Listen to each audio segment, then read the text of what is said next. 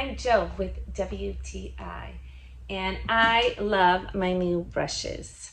It's a set of 3, and I wanted to get this set of brushes because, as you can see, I do facials. So you're thinking these would normally be for paint, which they are good for paint, but I wanted a beautiful fan brush to apply exfoliators and mask, and these sizes are great because this is a great one for the mask all over the face, and this one is great for around the eyes, and actually this one is great for the back. So this paint set, it's a fan brush paint set, and I love that the handles are nice and long. It's wood long ergonomic handles, so they're very easy and elegant to use. I do feel like an artist when I'm applying the facial mask on the skin.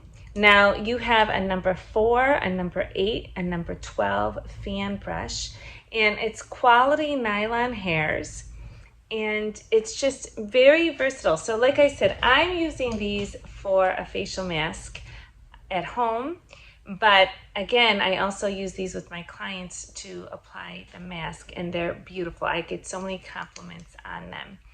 And but you can also use them for painting. And that's my point of view.